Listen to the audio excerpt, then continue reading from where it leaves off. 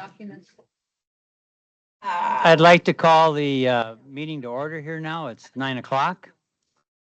We've had our morning chit chat, which is always fun. So I'd like to call the Neighbors of Dunn County Standing Committee here on February 27th to order. And we have our agenda here. Call the roll. It appears that everyone is here in person. Is there any public comment? No public comment. Now, number 5, if you'll notice on the agenda, is at the request of the chair. Oh, approval of minutes. Thank you.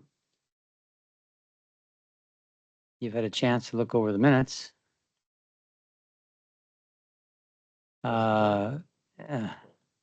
Supervisor Wolf moved to approve. Supervisor Laufer seconded.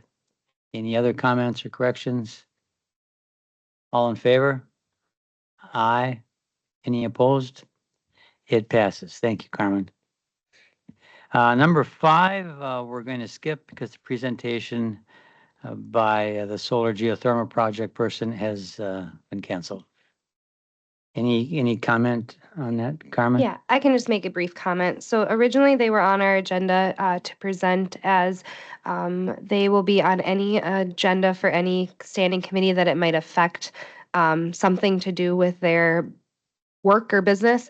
It originally was a possibility that the geothermal and solar panel project might affect the property right behind the neighbors, which would be potentially an eyesore for the facility, things like that. So that's why we were involved in it.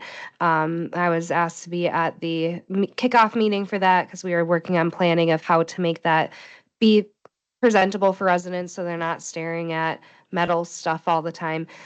They came out and did their analysis of our property, of the county's property, and they will no longer be considering the property right behind the neighbors.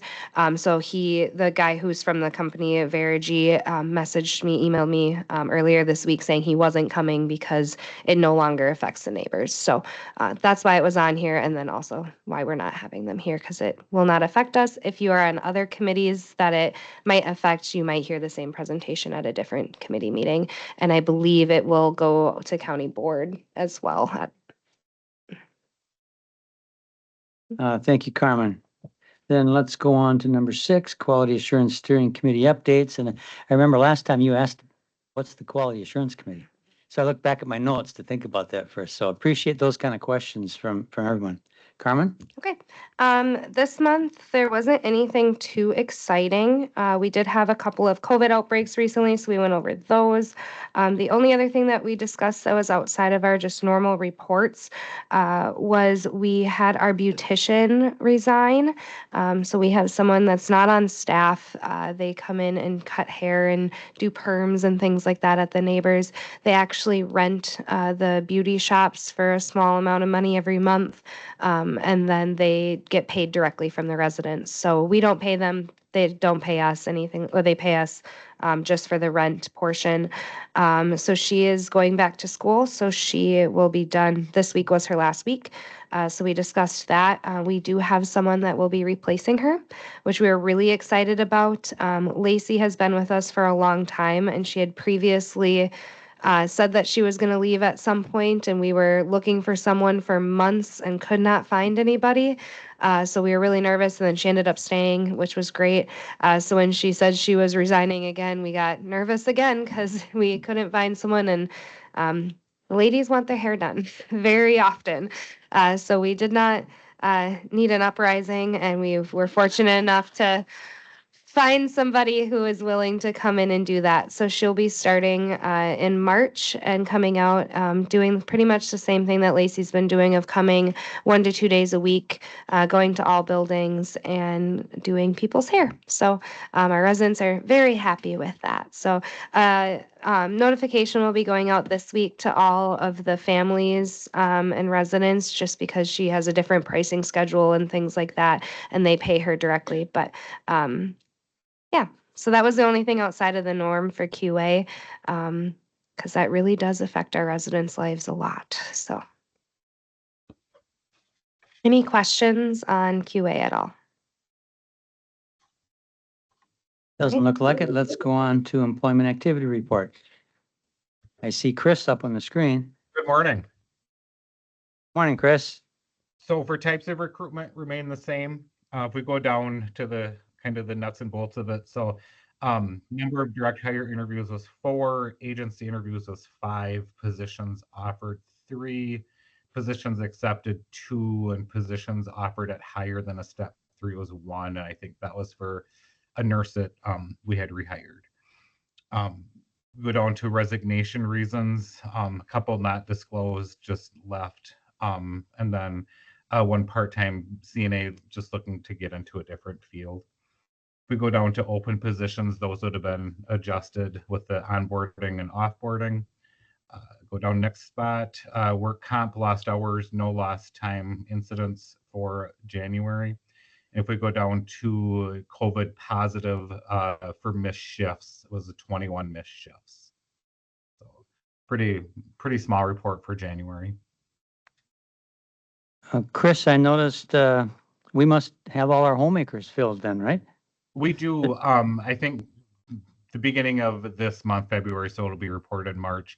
We had a couple smaller FTE positions that left, a couple of high school students that had left. So in the market to get those filled up, and had some interviews for those. So hopefully they'll just be kind of a moot point for the February report, and they'll be filled back up again. So. Well, I just noticed that we have the RN, LPN, and CNA open positions, and there's not even a box anymore for the There's not for the homemakers. So I thought that's good news. Yeah, No let's work on this. let's work on the CNA. See if we can get rid of that box, huh? I'll see what I can do. Yeah. Okay. Thank you. I do have one other thing to add in there. As some of you might be aware, our Director of Nursing Clinical Mentor, Charles, resigned. So that will be on the February report, as his last day was the first week in February.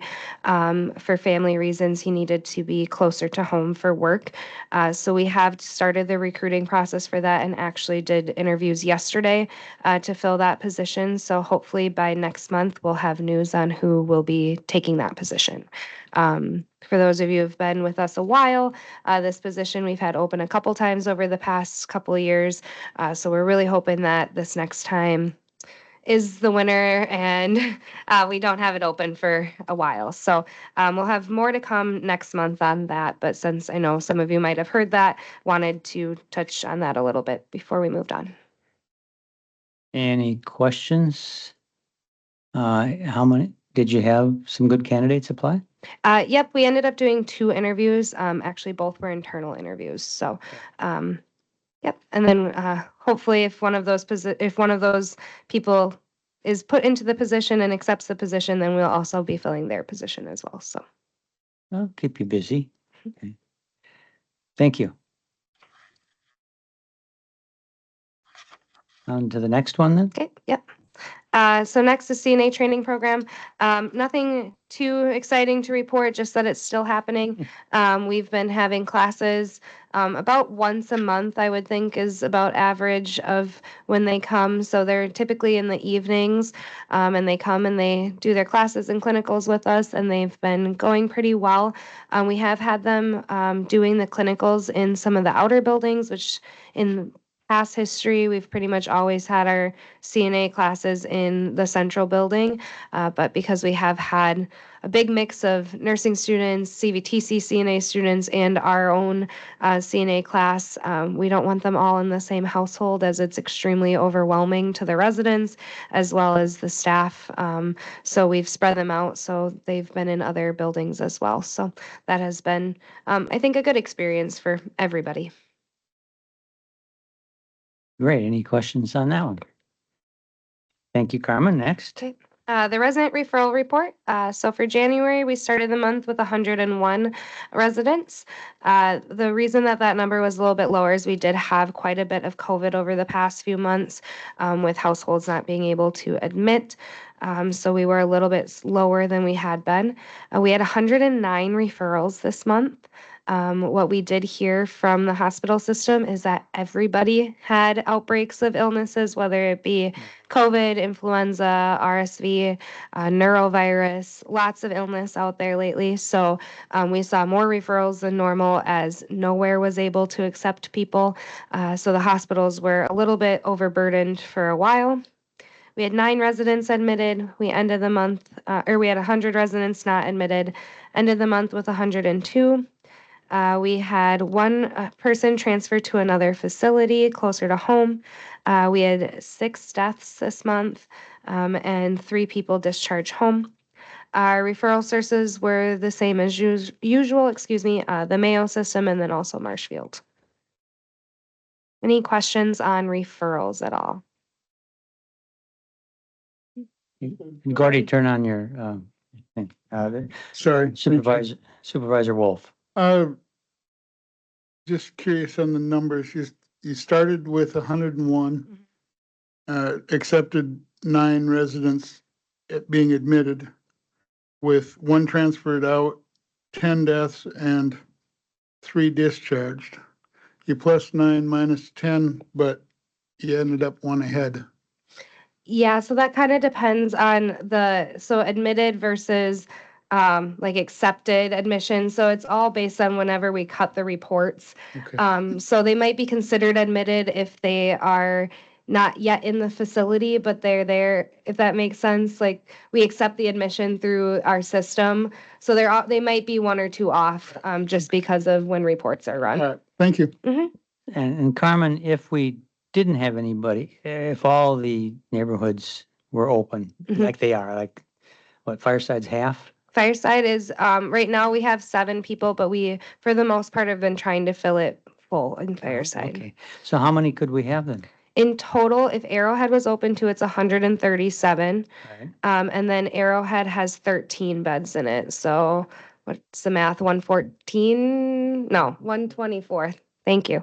So 124 would be the total that we could have with Arrowhead being closed. And that would be with our current staff. Current staff. That would be quite a difference in income. Yes, it would. The majority right now of filling has actually been COVID related. Until last week, we had at least 1 household in outbreak, and we're refilling east and west at the moment. They both were at max capacity of 46, and then through having quite a few deaths, this report was for January. We had quite a few deaths in February as well. So we had a lot of our long-term beds open. So those do take a little bit more time to fill as we start calling down our wait list for those, and looking at our people that are in short-term rehab that might want to stay. So if they're in Fireside and decide they want to stay, we move them to a long-term bed. So those take a little bit longer to fill as well. Thank you. Any other questions on referrals? You get to rest for a moment, and we have Scott next. Welcome, Scott. Good morning, everyone. So with the beginning of a new year, we start out with getting things done like sprinkler system testing, and which is quarterly. So they start out doing that at the beginning of the year. Fire alarm inspection will be coming up here shortly, and getting that done and out of the way. Do the formalities for nursing facilities so that we have documentation of all that stuff. Moving on with the warmer weather, we've got the boilers shut down. We're back on geothermal only, so that's doing good. We're not burning up gas. Brady's been working on some heat pumps, and there's been some dishwasher repairs, working through that stuff. Otherwise, the normal work orders, Bob's been doing great on keeping up on those as well. We did receive our ship ladder or ship stairs for the back of Central building. So now that the warmer weather is here, we can work on getting that installed, and it's a safety thing for the guys going up and down on the roof checking equipment. So it'll be a lot better. Otherwise, everything is running pretty smooth. Didn't have a lot of too bad of snow, so we got that moved quite well. The guys did a great job on that, and knock on wood. Hopefully we don't have any more, but you know, March and April can bring big snowstorms. So we'll see what happens. We'll deal with that. So could be, yes. Yeah, it's usually wet, heavy, and it melts fast. Any questions for Scott? And this is perfect time of the year for the heat pumps, isn't it? 30, 40 degrees. Yeah, they run well. Okay. Yeah. Thank you very much, Scott. Thanks. I will just add one more thing to facilities and environmental report. We are also working on our disaster drill. So every year, nursing homes are required to do disaster planning and drills. So we will be partaking in the regional tabletop exercise. So we are required to do 2 drills, one of which can be a tabletop exercise with our safety committee, and then the other has to be a full evacuation drill. We do not evacuate every resident. We evacuate those that will allow us to evacuate, and then we also sometimes use some guest actors, volunteers, to pretend to be residents so that we can still go through the motions, as most of our residents don't really care to be drug over here to the government center for evacuation drill. So that we used to do that in the fall. And then we looked at the reasoning of why we will most likely do an evacuation would be a tornado, which would happen in the summer or spring. So we moved our evacuation drill to May last year, and it has to be annual. So we will be doing it in May again this year. So that is in the works. Brady is working on getting all of the appropriate people involved to do that. We are required to involve community involvement is required. So making sure EMS is there, E911, the sheriff's department, the police department, fire, and having multiple agencies that would actually be there for an emergency involved in our drills as well. So yeah, it's all the fun. Yeah. Well, when you find out exactly when you're going to do it, drop me an email, would you? Sure. Yeah. I do think we might have a date scheduled. I'll send it in an email. It's in May. We normally do it on a Wednesday because that is the day that the majority of our full-time staff work Wednesdays, just how the schedule works out. So we try to do it on a Wednesday to get the people that are most likely here in an emergency as they work the most. So and get the most people trained. We do put it out there to ask if other staff want to come in or can come in to learn as well. We don't always get many, but we do get some. We also don't want to have too many extra hands available, though, because in a true emergency, we're not going to have the extra hands. So making it as realistic as possible, which if a real emergency happens, I don't think that any level of preparation would make us actually prepared, but we do our best we can. Supervisor Wolf. Yes, thank you. I would also like to be notified of that. That does sound, it sounds interesting. Sure. I can put it on next month's agenda since Thank that it you. will be in May. I can have the date for the March meeting. Great. And 6F then? Okay. So, I'm sorry, yeah, Supervisor Lawfer. Thank you. Scott, just a question for you. Were you employed then when they put the geothermal system in originally? Were you already there? I was not. You weren't, okay. No, I came back to Dunn County in 2015. Okay. And that was put in 2013. 2013, okay. So since you've been there, could you just kind of clue us in on what kind of maintenance is involved in a geothermal system and what are the types of things that you have to deal with a system like that, and also with the boilers and stuff that you have to switch back and forth Sure. on that stuff. Sure. So the geothermal system involves having a loop that comes through the building from the ground, obviously. Mhm. Loop that comes back through, it goes through the building out to the heat pumps. And with the system that is at the neighbors, the heat pumps are in the ceiling in the hallway outside of each resident room. So you have your water flow that comes from your ground loop, comes through and goes out to each one of those. Those heat pumps then take that and they get the heat or the cooling out of them, whichever they need to do. And then that heat pump is what transfers it, compresses it, uses the freon or refrigerant to make it the temperature that the room is going to be, either heat it up or cool it down, whatever the season. So with those heat pumps, what happens is we've had a problem with the, compressors in them that do go out. Mhm. Compressors go out, there are multiple other components that do go out in those. There's, reversing valves, there's, starters for the motors, different things, fans in them, different things like that. So those do go out and do wear out after a time, especially after, 10 years.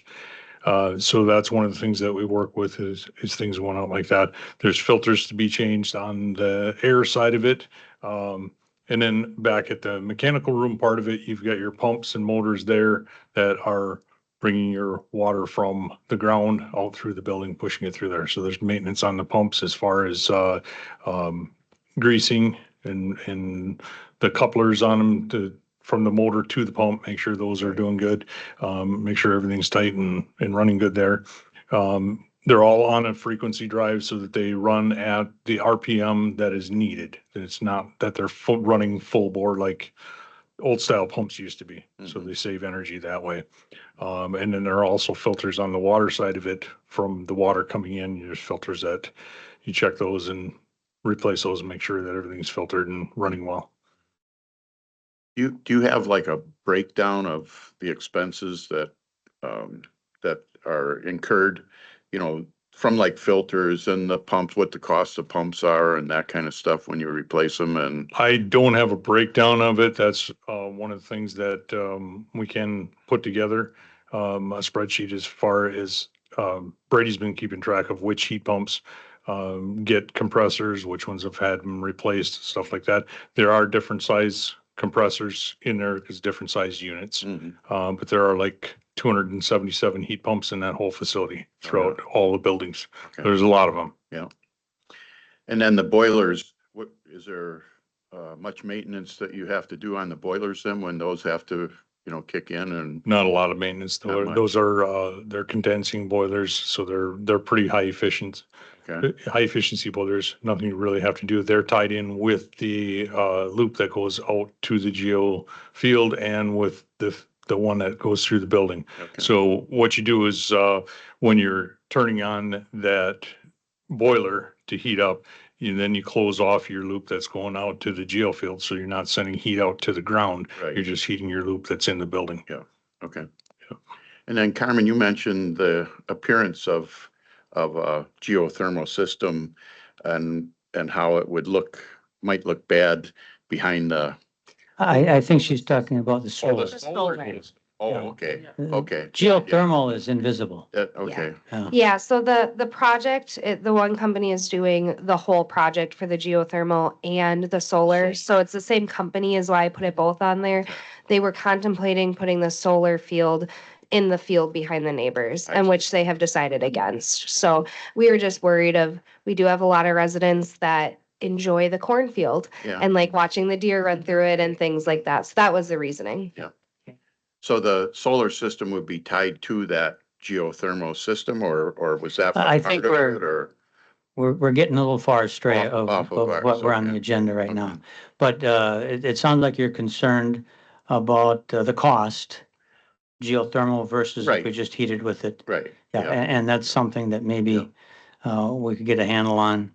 It would be Um, nice to know those okay. things, Mhm. how much maintenance there is required in a geothermal system and. Sure. And you of all people would know more than anybody because you work on that stuff, so. Yeah. And, So, and this building is geothermal also, right, but differently.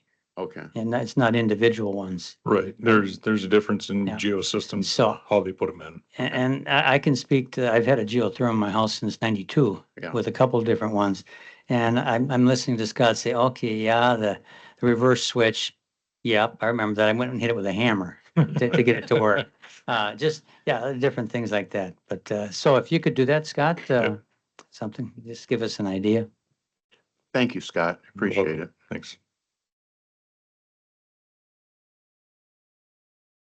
Anything else for Scott? We actually gave him an assignment this time.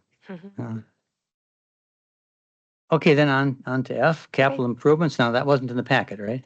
No, so it's not a report. It's just basically an FYI. So for capital improvements in the past, the Neighbors has done the whole process of going through the capital improvement budget workshop.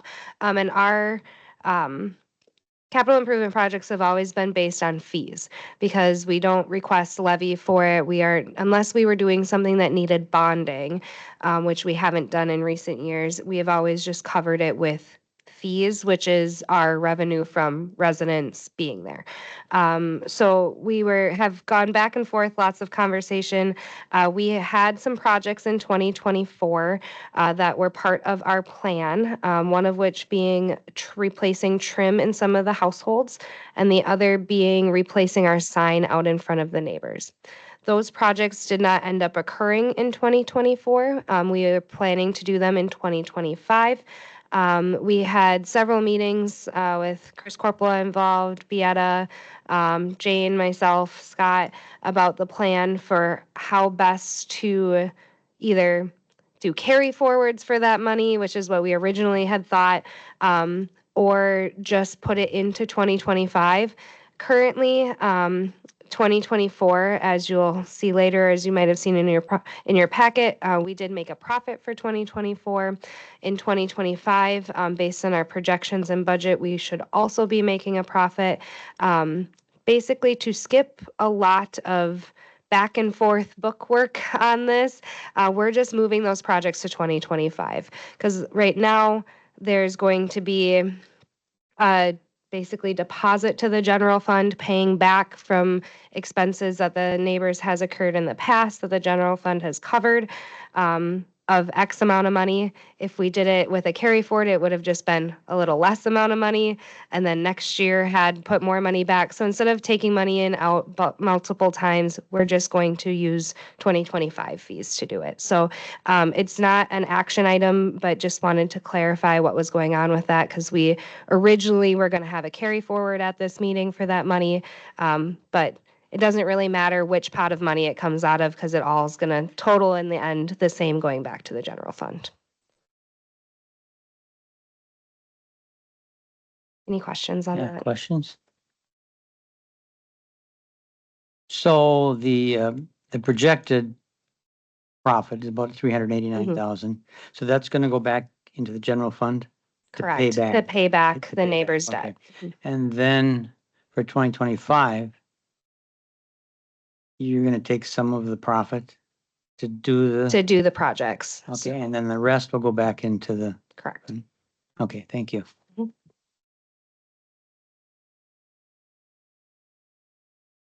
there any other questions for me at all? Alrighty, thank you. Well, it looks then that we're on number 7, consideration for action to be taken by the committee, review of vouchers and financial reports. Jane, thank you. Good morning, everyone. In your packet, the first item that is printed in the packet is the financials this time, so we'll go in that order. The financials for 2024 look pretty much identical to what was in the packet last month, with the exception of the expense for salary and fringe, which is a bit higher, and that is due to after payroll is completed and posted, we have to move back the days that were paid in 2025, but really were worked in 2024. So that's the value of that showing up. Otherwise, it all looks good. You've talked about it earlier in the meeting, that there is a profit on this report. It's not actual cash. When we look at the cash flow and the other audit reports later this summer, you might come up with different numbers because they measure things differently and they group account numbers a little bit differently. But this is pretty much a great overview of the status of the finances. Without depreciation, that was $1 million to the positive for the whole campus. Supervisor Wolf, are you getting ready for a question? I was, yeah, I was thinking Oh, okay. slow motion today. Thank you. My only question is, we've got it listed as a 2024 budget and a year-to-date 2024 and then total projected. Is 2024 basically over with now, being February? Correct. Okay, Correct. The thank you. numbers have been Finalized, so to speak? finalized at the auditors. Yep, they're Perfect. Thank you. reviewing that now. NDC gets the first audit of the year because of our other reporting that we have to do. So, yep, our books close first. And the next page is the senior meals, and that closed out pretty much the same as we had last month. Any questions there? Okay. And then the campus census, I added a little bit to the top there, what our goal was, what our goal is, excuse me, and what the January census percentage was of total beds. So, taking out Arrowhead and having an 82% occupancy of the remaining beds equals 102 per day. That 82% though does include Arrowhead. So to meet our goal, we need a few more beds. But of course, there's COVID and influenza and all those things that prevent admissions. Even if we had the staff and wanted to accept them, the germs are preventing us from fulfilling that goal. Yep. So, but it's off to a good start. We have private pay is over our budgeted payer source, and veterans. We have a lot of veterans right now, over 16 on VA, and I only know that because the billing is a little bit different and it takes longer. So we're working through that. Any questions there? Does Medicare usually mean people in for rehab? Is that where we get most of the Medicare? That's what Medicare means. Yep, Okay. that they're here on a skilled stay, and the skilled is defined by Medicare. They have their own definition of, how many times they need therapy or a wound care or feeding tube kind of thing. Yep. And in addition to short-term people, that can be our long-term folks as well that might go to the hospital and then come back to us on a Medicare stay until they don't have a skilled need, and then they'd go back to their other payer source, whatever Yeah. that might be. Thank you, both of you. Any questions on the census? I like the percentage goal Okay. and stuff. Yeah. Okay. And the campus aging summary, I've kept that up here for no changes in format for this year. Kind of a standard. We're still doing well, have all by billing staff in place and no bumps. Any questions on that? Then we have the vouchers. You'll notice, like on the first page of the vouchers, we've got a 19,000 and a 13,000. The vouchers are what was actually paid out in cash. So when you look at the financials coming up in March, we apply that money in monthly increments. So there will be a difference. If you add up all the costs, it won't add up to the same amount because we're applying those cash amounts in accrued values on the other reports. As those are for annual contracts. So Yep. things like Relias is on there as $13,000. That's our training for staff. We pay that once a year. So then it'll be divided out by the 12 months. It's kind of nice to check out or have you talk about things like this, or us ask a question about some of them, as it gives us a little bit of an insight on how you run, how the neighbors runs, understand a little better. Jane, I had that marked and you beat me to it. I beat you to it.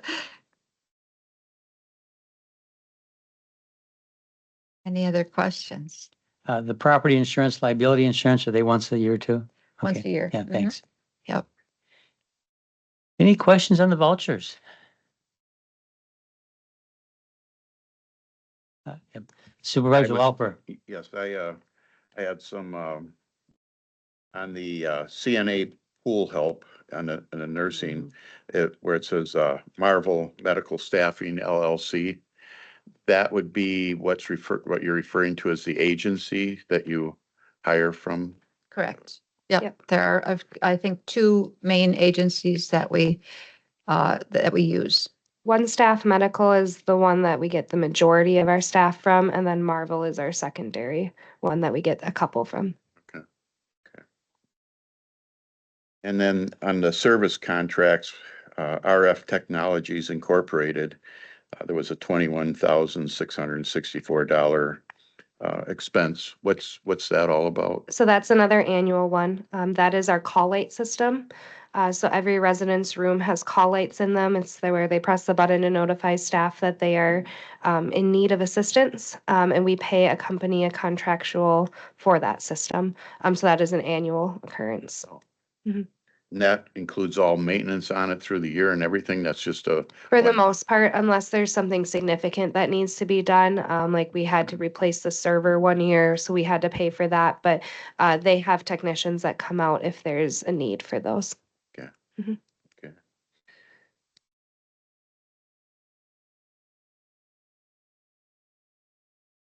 Any other questions on the vouchers? And that's all I have. Okay, then I do have just a little more for Jane and the rest of the crew.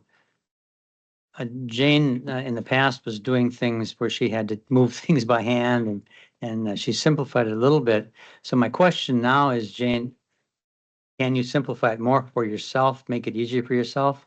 Or do you want to wait until the new financial system is up? But the idea is it shouldn't be extra work to give us reports, just Correct.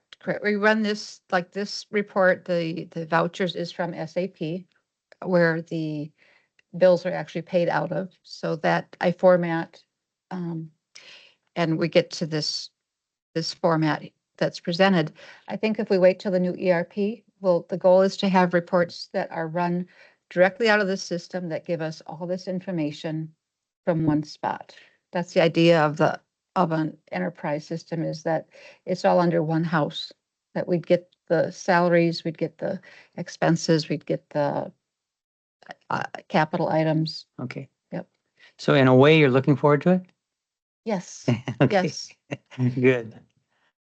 All right, so we have number 7 was consideration for action to be taken by the committee. We reviewed the vultures and financial reports.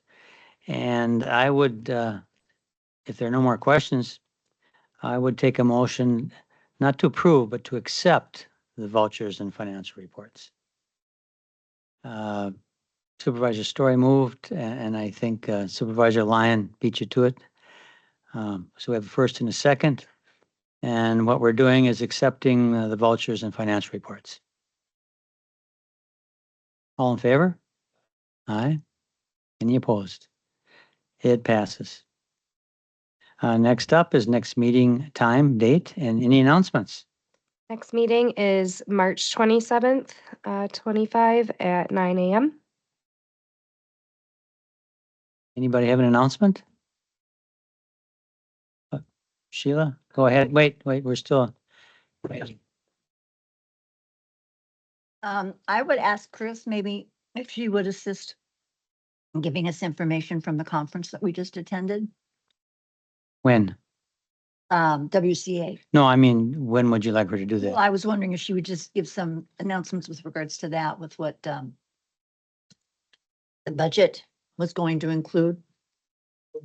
I would. Is this an announcement or more than that?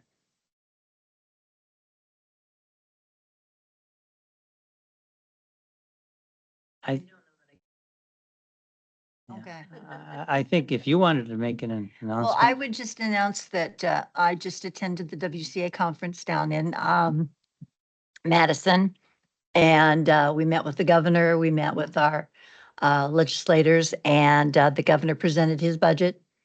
And the budget does include a surplus that they are hoping that they might be able to use for whatever might be needed.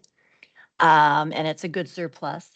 There is concerns on the federal level, as we all Oh, know. Okay, not an explanation of what went on. Okay, But all right, an all right. announcement. But I want So to keep it to anyway, the agenda. So we did find out information relative to the budget and its impact as it may impact the neighbors, Medicaid, ADRC, needles and that kind of thing. So that might be something we want to talk about in the future.